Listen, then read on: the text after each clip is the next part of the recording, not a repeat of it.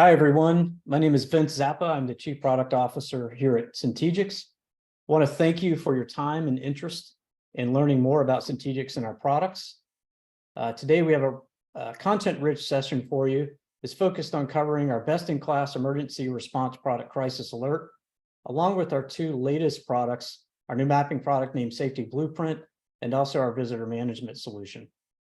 Today, we have three presenters. First will be Rob Kent, who will give you an overview of CrisisAlert, of which is used by approximately 5,000 schools today. Second will be Sylvia Ift, who is a product manager for Safety Blueprint here at CENTEGIX, and she'll give you an overview of that product. And last, Emily Faluzis, who heads up our Identikid product, which is also used actually by over 7,000 schools. So we hope that you find this session informative and productive. And I'm certain that during the session, there'll be questions. So please feel free to ask in the chat Q&A section capability that you have. We'll reserve time after the presentations to answer those questions. So now let's get started. Rob, can you kick us off? Yeah, sure. Thanks, Vince. As Vince mentioned, my name is Rob Kent. I run business development for CENTEGIX, focused mostly on CrisisAlert. We've got a much larger presentation around CrisisAlert with a lot more detail, but we wanted just to give you a very high overview of and quick demo of how the product actually works. So what we have is a badge-based emergency notification system, essentially a panic badge. It runs independent of Wi-Fi, independent of cellular. It's given to every single staff member inside of the school. And really the four main things that differentiate us compared to the other solutions that are out there. One, it's the simplicity, right? So the badge doesn't have to pair to a phone. The teachers don't need to have something installed on their phone. It's literally one button, and it is literally just push button help comes. So it can't get any more simple than that. The second one is total campus coverage. So because it doesn't rely on Wi-Fi, because it doesn't rely on cellular, we're able to guarantee that we've got coverage throughout the entire campus. So every room inside, everywhere outside in athletic fields, parking lots, playgrounds, that kind of thing. So where you're susceptible to dead zones through Wi-Fi or cellular, this technology is not susceptible to that. So anyone can get help no matter where they are. Along with that is very precise location information. So one of the things that we got a lot of feedback from, especially from, say, SROs who are inside the building, with some of the other solutions that are based on GPS, when someone pushes a button, it's going to show them, hey, the issue is in this building. You should go to this building. Well, the SROs and sponsors, they're already inside the building. That's not really helpful for them. So they wanted a better way that they could know where to go provide help. So we have very precise location information. Someone pushes the button, and when they push that button, we can identify where they are inside of that building or on that campus within a fair degree of precision. And we can identify which floor they're on as well. Really important to note that this badge does not track people, but when they push this button, that's when we can identify their location. And then the last thing, if it's a campus-wide emergency like a lockdown, right? Someone sees a gun on campus, it's really important to notify everyone. There are certain technologies out there that focus on notifying 911 or focus on notifying the staff that there's an issue. The challenge with that, and Sylvia, if you can go to the next slide, the FBI has collected the stats from all the school shootings that have happened across the US. And what they found is that when there's a school shooting that happens, after 911 is notified, it takes between 3 and 5 minutes for law enforcement to respond to that campus, which is actually really fast. In a rural environment, it's going to take a little bit longer. But if we look at Parkland as the example, there are actually 24 people who were shot in the first minute and 45 seconds, right? So it doesn't matter how fast police get there. They cannot get there statistically. They cannot get there fast enough to intervene at the beginning of that event. So we know the only way to keep people safe is to integrate with lights, sounds, let everyone on campus know that they need to initiate their lockdown procedures, get to safety. So I'll show you how that works now. So this badge will do two different things. It will do what we call a staff alert, and it will do what we call a campus-wide alert or a lockdown. Now, the staff alert, this is all the day-to-day stuff that happens, right? And Sylvia, if you can go to the next slide. This is the medical emergencies. These are the fights. This is the angry parent that gets in the teacher's face. It's the kid that goes for a run, or what we call elopement, right? These are all the day-to-day things that happen where staff members, teachers feel like they just need some extra help and extra support. And it's very simple. Sylvia, if you can advance, we show them the control panel. So this is our control panel that shows a map of a school as an example, right? Staff member feels like they need help. They take this badge and they just press it 3 times, 1, 2, 3. It just takes a couple of seconds and it pops up on the control panel as an audible notification on the mobile devices. So on both on the desktop and the mobile device, they're going to get this map. The response team they're going to see exactly where that individual is located. Now, this map is absolutely key, right? It's one thing for a notification to be sent to the response team to say, hey, Mr. Kent needs help, right? And they know that Mr. Kent is usually in room 204, whatever it is. But what happens if Mr. Kent is in the hallway, right? This map gives that visual representation of exactly where that individual is, so someone can go and provide help. So really, really powerful situational awareness. Now, if it is something bigger than a medical emergency or fight, if it is an active shooter situation, someone sees a gun on campus, right? Same badge, instead of pressing it 3 times, they just continue to press this badge over and over again. There's several different things that happen when the school goes into lockdown. First thing, so we take these strobes, right? And we have these placed in every classroom. We have them in hallways every about 50 or 60 feet. We have them in entrances and exits in big rooms like auditoriums or media centers. We're going to have multiple of them. Essentially, we want everywhere inside of the building someone to be line of sight so they can see these flashing strobes. There's a couple of other things that happen as well. We take over every single screen with a lockdown message. Lockdown, lockdown, lock the doors, stay away from the windows. So, Encerrarse, encerrarse, cierren las puertas con llave, right? Manténganse lejos de las ventanas. So that's all customizable, right? You can customize the screen takeover. You can customize the language that goes over the intercom system. Sylvia, if you can go to the next slide, we'll see that all these different integrations. So they initiate it from the badge just within a couple of seconds. You get the lights, you get the intercom, you get the screen takeover. So everyone on campus knows they need to get safety. And then not only do we notify your local response team, but we also have the option of notifying your local 911, your local PSAP as well. It's really up to the school district and how they want that to work. There's no additional cost. It really just depends on how that PSAP, how that 911 center wants to receive that information. So lastly, the one unique thing about our solution is it is based on wireless technology. So there's one gateway that gets installed per school, per building. That's to give us internet access so we can see our equipment. All of this equipment that we deploy is completely wireless. These batteries here will last approximately 3 years.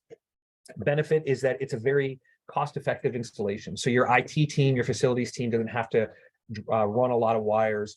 There's no uplift. They don't have to buy servers. They don't have to buy racks or switches or anything like that. So very, very cost effective.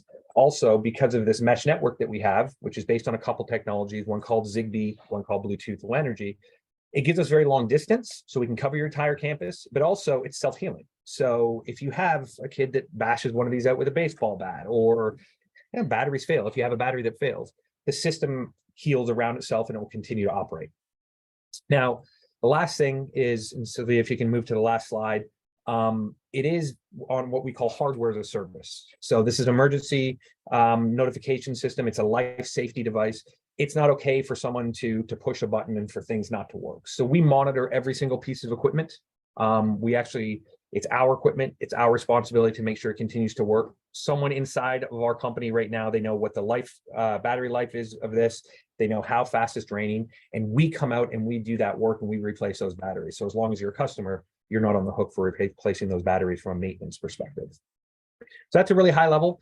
As I said, there's a lot more detail. So if you'd like some more information on Crisis Alert, please do reach out at CENTEGIX.com. We'd love to get in touch with you and show you a broader demo and how it can work in your schools.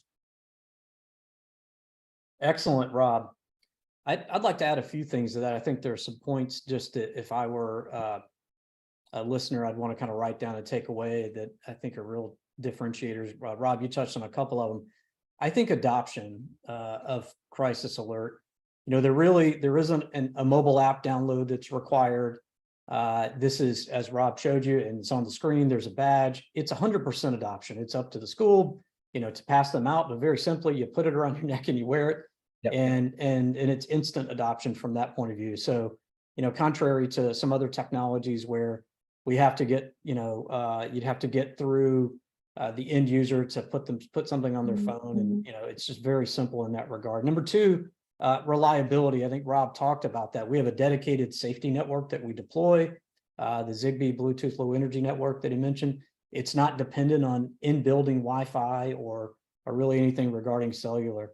A couple more I'm just thinking of. So response, very fast response. Our goal with this particular product is to give the fastest possible responder response possible.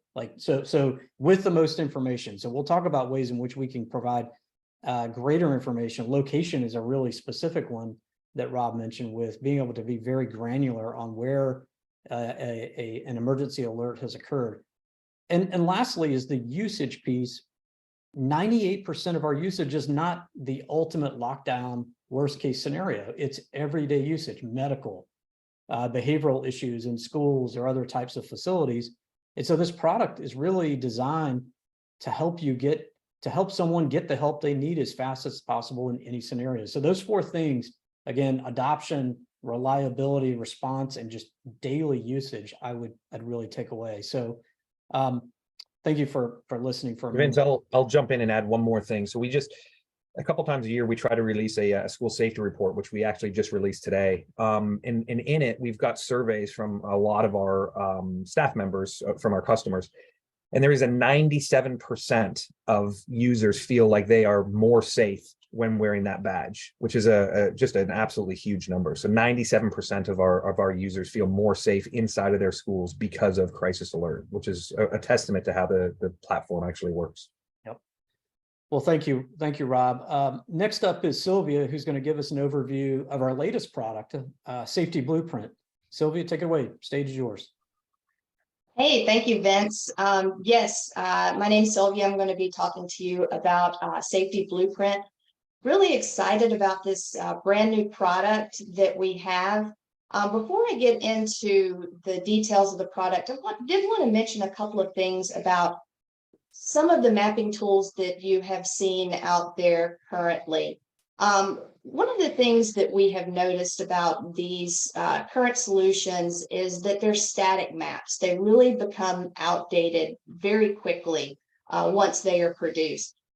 And furthermore, customers have very little control over updating these maps as the facilities change. If there's an update, they have to either have someone come in and redraw or reproduce the maps, and it's usually at some sort of cost.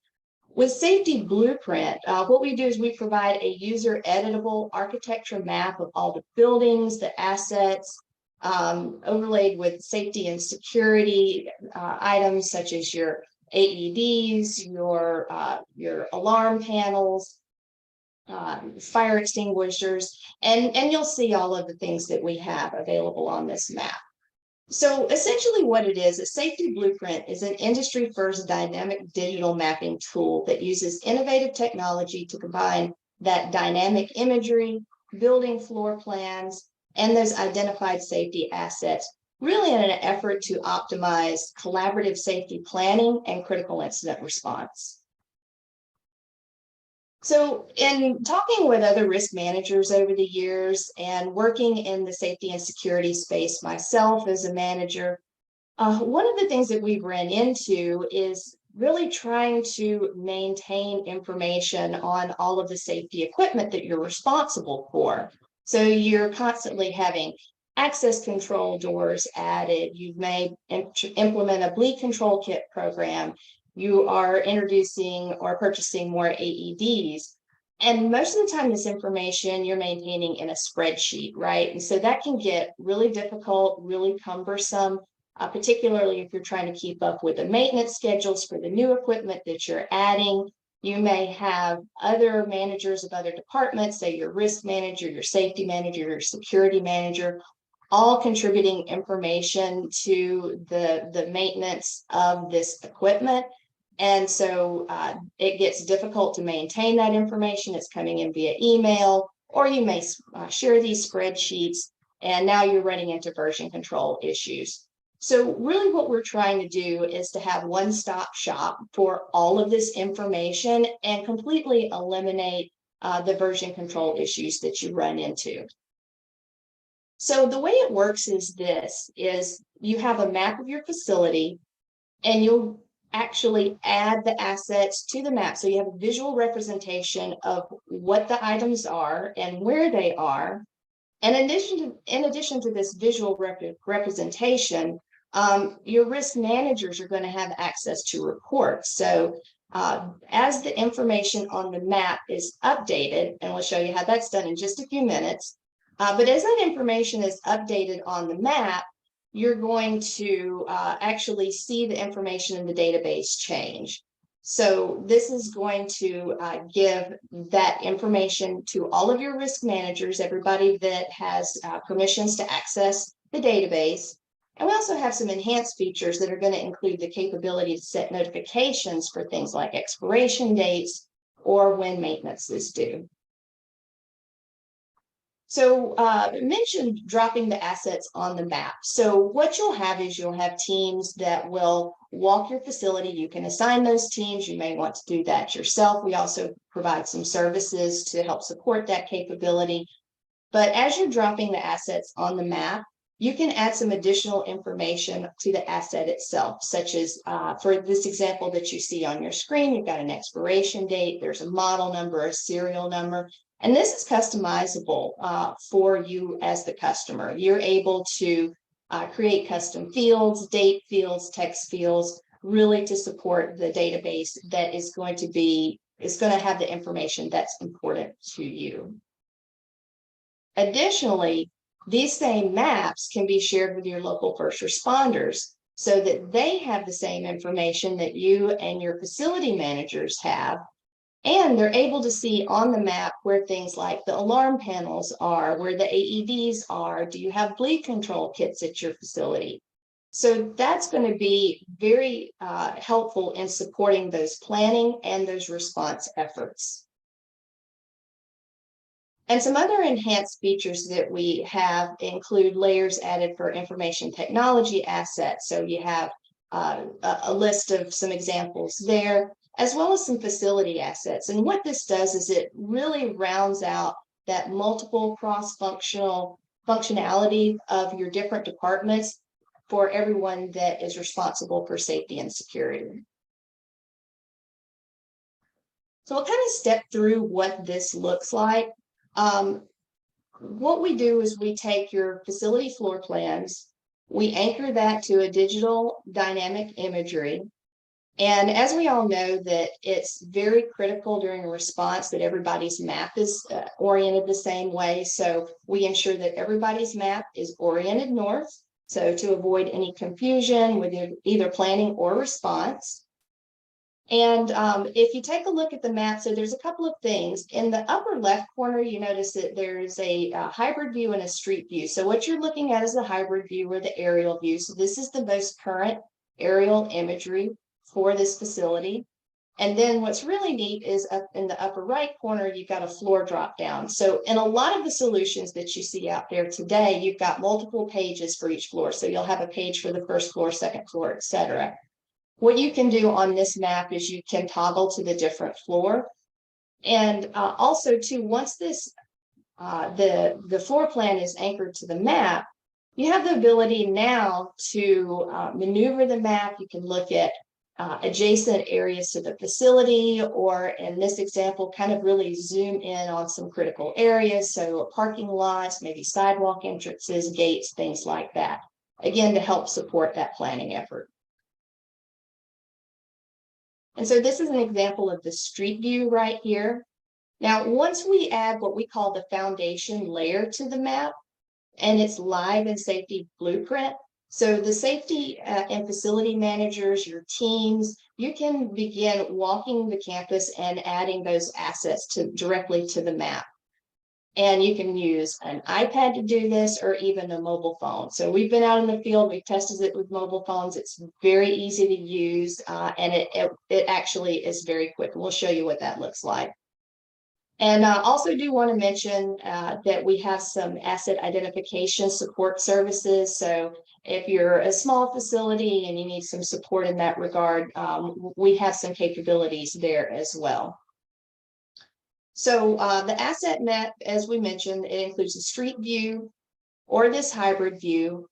And what's really important about being able to toggle back and forth between the two views is when we were testing this and we were looking at this out on the field, it's very simple to use that street view when you're in the facility, you're near the facility to drop those assets. But what we found very helpful was this hybrid view or this aerial view. So if you need to identify assets, say you've got utility shutoffs that are out by the street, or you've got key boxes that are located on the perimeter fence, it's very easy to just switch back and forth to whatever view is most useful for you. So just a quick step through of the process. We kind of walk through it, but this gives you a one-page view of it. What we do is we collect a scaled floor plan drawing from the customer, and then we take that drawing and we produce an outline scale drawing and anchor that to the dynamic map that you see. Make sure that it's oriented north. And then once it's anchored to the map, it's live in Blueprint, you can begin adding those assets to the map. And once those assets are added, it's in the database.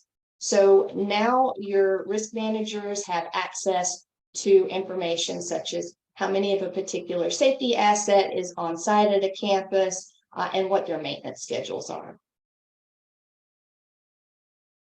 So now what I'm going to do is kind of get into the details of the type of information that's built on the map.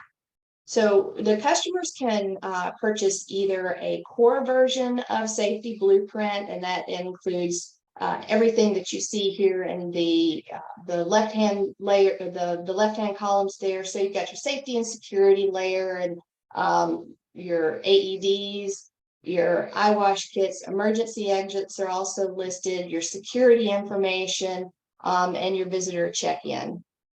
We also have some enhanced packages, and they include some advanced reporting and analysis features, some notification features, a few more icons to provide a little bit more detail to your maps and your inventory. And there are 3 packages to choose from. So the first is the safety and security layer that you see here. We also have that information technology layer. There's some examples of the type of assets that would be included in that. And then finally, the facilities layer. And there's some examples of, again, those cross-functional assets that apply to both facilities as well as safety and security.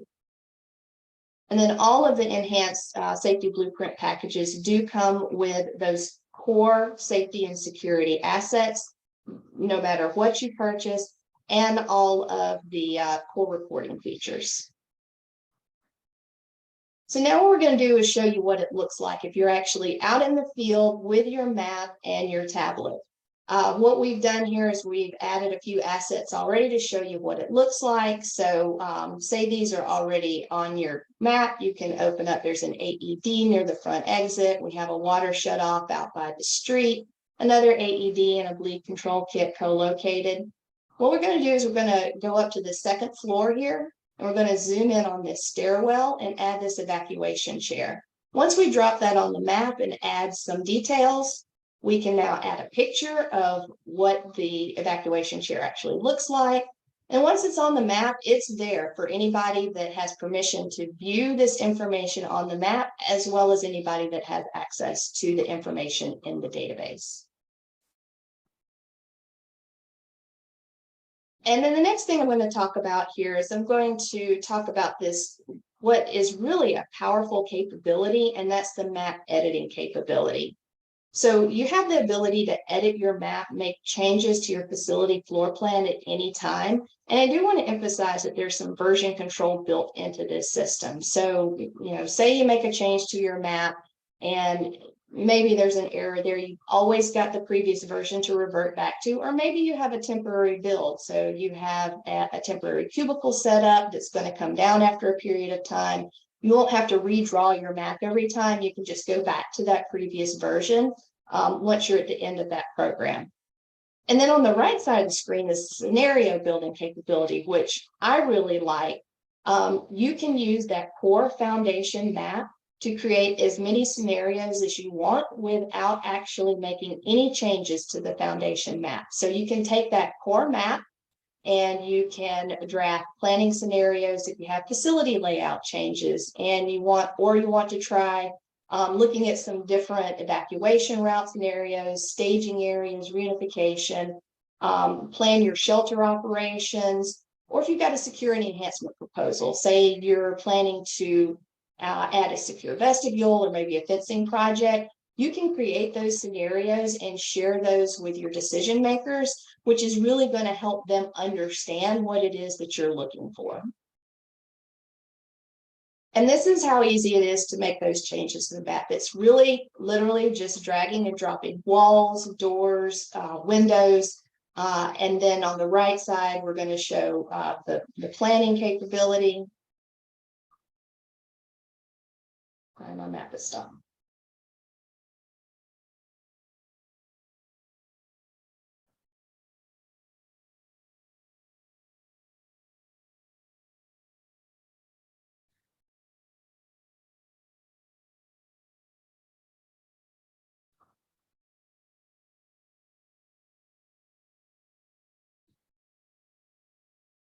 PowerPoint. Pause there for a second. Sorry, guys. Yeah, PowerPoint belly up for a moment.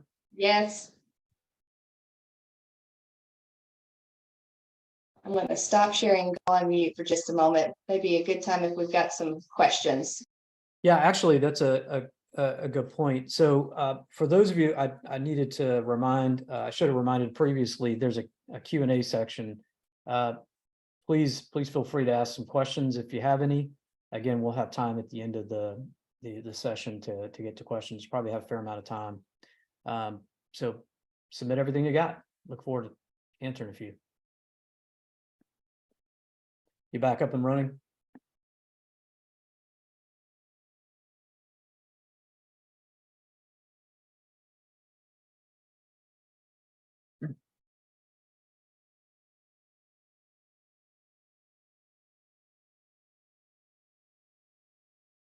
Did we? Oh, we lost Sylvia completely. Okay. Well, I'll get to the question on blueprint mapping. I will tell you that the maps that are produced, in particular, their layers that Sylvia mentioned, the first and most important layer is the foundation layer.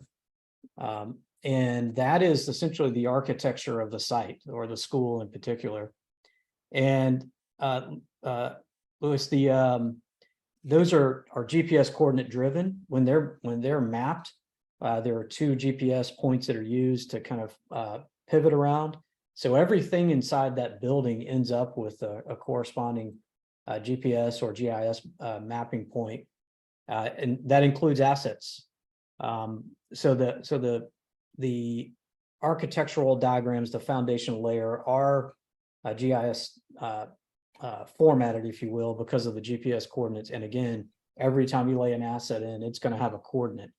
That actually makes things really easy. If you think about large school districts, for example, reporting on where all of your assets are, it actually gets a lot easier when you have that kind of capability. All those points are stored in that way. It's very easy to do some queries on that and get some good data. Sylvia? Yes, can you hear me? I'm so sorry. Okay, are you ready to kick back in? I am ready to continue. Thank you for the save, Vince. No worries.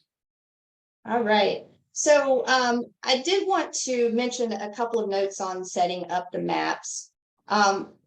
Like anytime you're going to create any type of architectural drawing, you need a starting point, right? So the best starting point is going to be an existing drawing from either an architectural firm or some other source where the map is drawn to scale.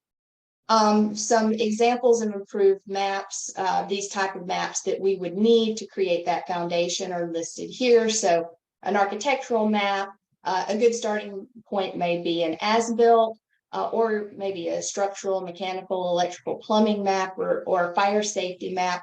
What we're really looking for is we're going to be looking for, are the walls shown? Is it drawn to scale? Are all the rooms shown? Are the doors listed? Are they provided on the map? So here's an example of what we may usually collect from a customer, right? So this is a typical floor plan drawing. We'll take this drawing and we will load that. We'll create that foundation layer for you. Now, we do understand that there are going to be circumstances when the floor plan just simply isn't available, or maybe you don't have a scaled version. So we do have some map service capability available to help support you in creating that drawn map. And one thing that I also want to mention is once we create these maps for you, they belong to you. They are your maps. We do not, they don't belong to us. They are your maps to be able to use in support of all of your safety and security planning efforts.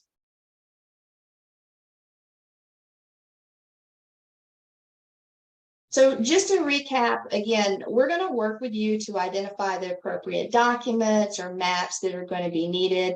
Or we can go on site to help create that starting image for you to create that foundation blueprint map from. So if that scaled map does need to be created, we can provide support to you. Also, we have some asset identification services. So if the organization or the customer needs us to help mark the initial set of assets to get you started, we do have some services where we can work with you and schedule somebody to go on site and help you build that first layer. But again, customers are always able to perform their own identification of assets as soon as that map becomes live in the system. And you're always asked to make sure that you validate our maps, your information on there. But it's really up to you guys how you want to design your program. And we've covered a lot of information today. A lot of the graphics are going to be available on our website as well as a lot of the information that I've covered. So please be sure to check out our safety blueprint page at CENTEGIX.com, or if you've got any specific questions that you think of after this call, please go to info@CENTEGIX.com. And with that, I'm going to turn it back over to Vince again and see if he has anything that he wants to mention that I missed, or if there's any additional questions on Blueprint. Yeah, thank you, Sylvia. Again, reminder to everyone, Q&A questions, there's an area there for you to enter questions, please do so. Look, fundamentally, we really believe that Safety Blueprint is a massive improvement for our customers and their maps. Most maps today, as many of you know, we have static maps. Someone comes out, we map a facility, and then ultimately we're given a piece of paper, and that's the map for the next year until the year or two or whatever period of time until someone comes out again and updates the map by doing a physical walk.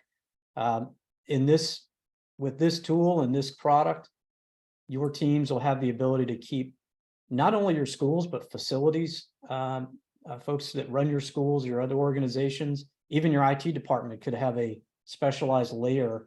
I know Sylvia touched on that, but you'll be able to keep all of that managed very simply, dynamically, and at your fingertips at any point in time. I think Sylvia touched on the roles associated with the different layers. The product supports Active Directory so that we'll be able to assign ownership of certain types of layers to particular roles, add, edit, delete type functions. So you're able to really manage permissions on who has access to what and who can edit different layers on those maps. So really powerful, really dynamic, configurable. And last thing I'd say is it's integrated. It's integrated to everything that we're doing at CENTEGIX. It's going to be integrated back into our core crisis alert mapping product. It also will come forward in some things that Emily's just about to talk about with visitor management. So next up is Emily, and Emily, you're ready to go. Just take it away. Yeah, absolutely. So I am from Identikit. My name is Emily Faluzis. I'm their general manager. And I've been with Identikid for a very long time. We have over 35 years in experience in schools and over 22 years in visitor management specifically. So we started out as just a way to digitize the front office clipboard that's within your schools, and we evolved with customer feedback to become one of the largest visitor management systems across the nation. So we've got over 7,000 locations nationwide in 42 states and growing. And we are utilized for so many different things within the school, which is, I think, why we were acquired by CENTEGIX in 2022. We let you guys know this year. And really, we've got a lot of great things coming, including, like Vince said, working with the other products listed today, like the crisis alert system and the blueprint map.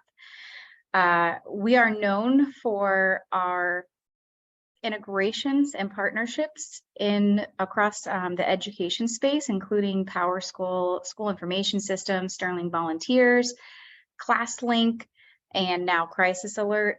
Not only are we used for visitor management, we are also used for staff volunteer management, and probably most utilized the student management side for tardies and early releases within the system. So we're trying to be a safety solution as well as efficiency within your school.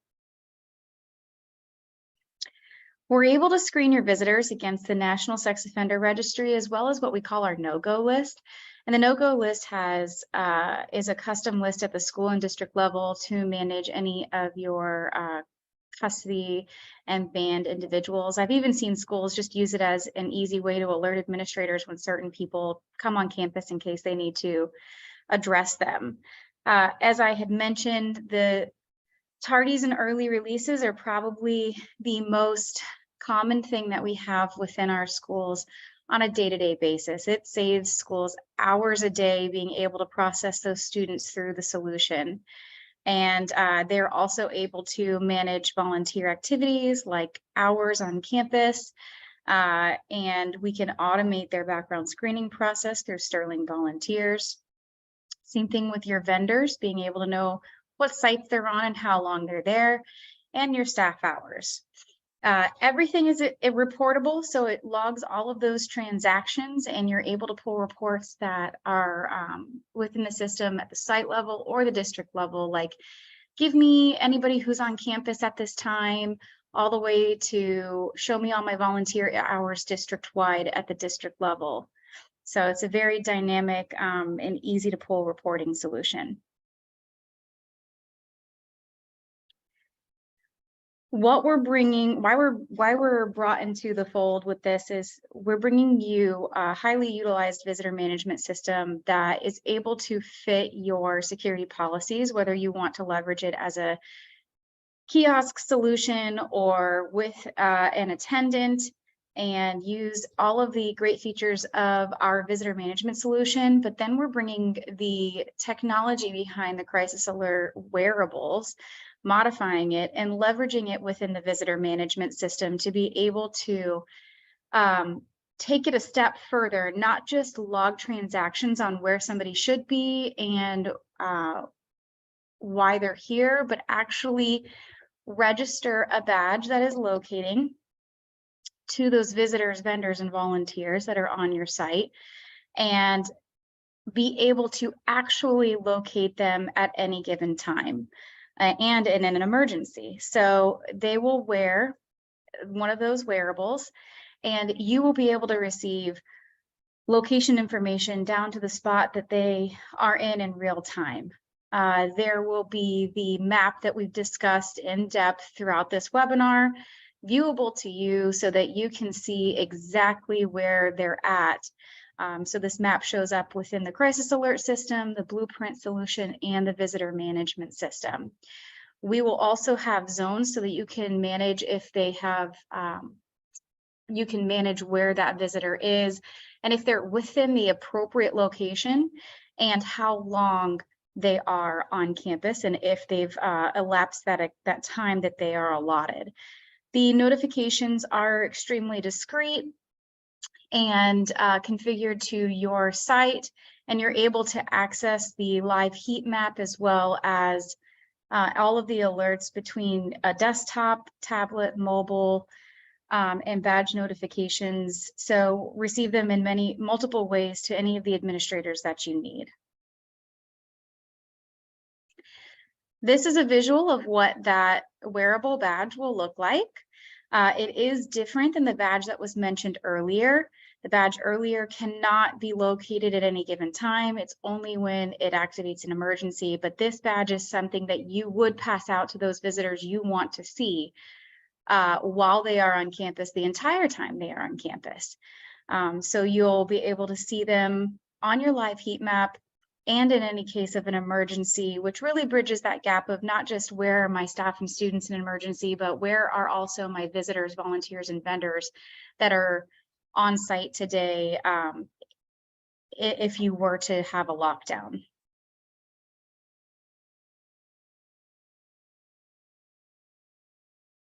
So how is this process going to change?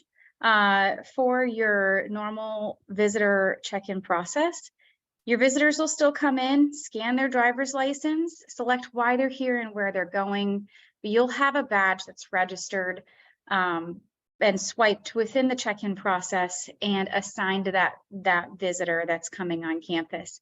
You'll then have a live heat map to be able to actually see where they are all the way down to the building. What is great is you'll have also a historical log of where that visitor is, so that if you need to go back in time and see how long someone was on campus and exactly how long they were in a certain area, which is great for your volunteer and vendor hour reporting and for accountability of those individuals, you'll be able to retrieve that information and report it to people who are needed. The alerts, just to get a little bit more in depth about the alerts are going to be around the visitors' approved and unapproved areas. So if they're supposed to be within the cafeteria for visiting for lunch and they are within a classroom, you will receive a notification, as well as if they should only be here for an hour and that time has elapsed, or even if they've left with a badge. So say they forgot to check out, or they did check out and they left campus with that badge, you want to make sure that you are notified. You will also have access to volunteer and vendor badges, and this is out to our current customers, and we've received absolutely nothing but positive feedback and just ways we can grow the systems that we've talked about today together.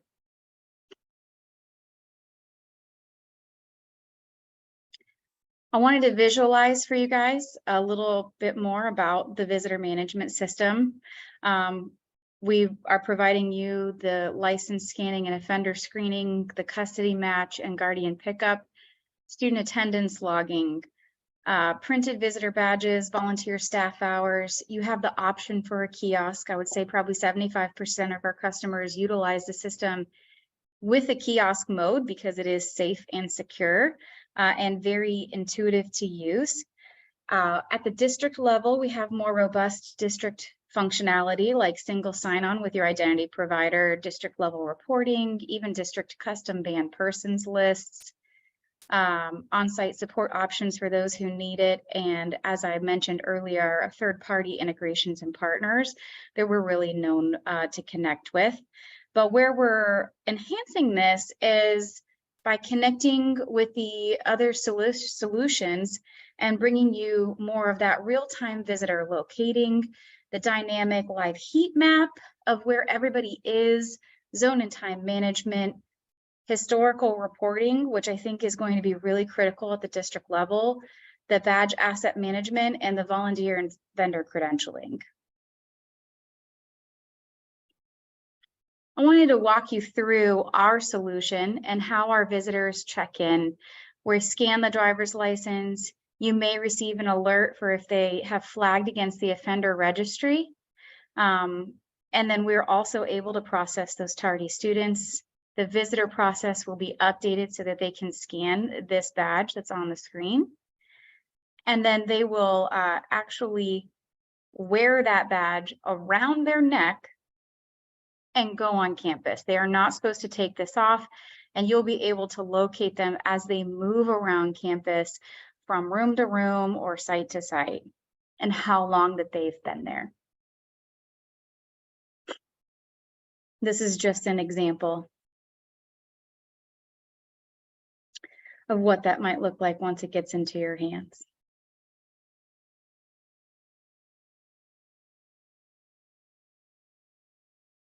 Everything, if you were to receive an alert, everything is going to be very visual for you. Like I said, this could be pulled up on your mobile device, on a desktop. It is living within the visitor management system. You have that historical reporting, so you can see when they left the front office, how long they were in the hallway or a certain room, and when they came back to that front office and ultimately checked out. So I think that's going to be very important when you are going back and looking at incidents in particular.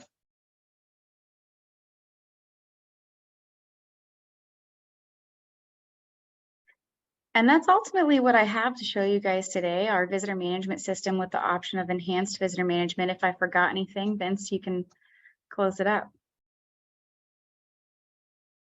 Good stuff, Emily. Again, I think one of the things that we're, as a company, all of these products are highly integrated, and they're going to, and that's our commitment in terms of innovation back to our customers, is to keep adding more and more functionality to these products. And I think leveraging the core strengths of the underlying platform, which is network and location and wearables. And I think you see that come through with what we're doing here with enhanced visitor management. I think Emily and team have built a leading visitor management product and organization, and we're happy to kind of combine the two of them and bring this new product forward. So really excited about that. We have a question, and by the way, before I do continue, thank you, Ted, for the question. If anyone else has them, get those questions in, because we'll want to move through them pretty quickly. Emily, there's a question here. I don't know if you can see it, so I'll read it. How can Identikid be used during a reunification event? Would you like to take that? Absolutely. So one of the things I think is most important is to really preface by saying those integrations are key.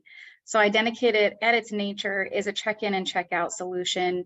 And our schools and districts across the nation really tailor the system to fit their needs, whether they need to track your visitors, students, volunteers, and reunification. We are not a reunification product, but we do have customers that set up student check-in badges and check-out badges and tie that with the custody information that we store within the solution to digitize any of their manual processes that they might have now. And so they're able to see, just like you would a student tardy or early release, be able to see that those students who would show up to reunification site and even manage and monitor who is coming to pick them up and who they are leaving with. So at its core, we store that student information and custody information within the system, and we're able to process check-ins and check-outs to reunification sites. But we hope to evolve that functionality and really leverage the systems displayed today to bring you guys something more robust and unique to the market. Thank you, Emily. Yeah, I think that was the point I was making just a moment ago. We want to continue to build on the strengths of all of these products and more integrations with inside of themselves as products, but also integrations outside to other products and companies that are part of the ecosystem. We're really spending a lot of time on that as an organization too. I would like to ask for, I guess, I think a final. Anyone on the panel have any more comments they'd like to make? And again, if you have any questions to the audience, please get them in. But anybody on the panel, would you like to add anything while we wait on potential questions?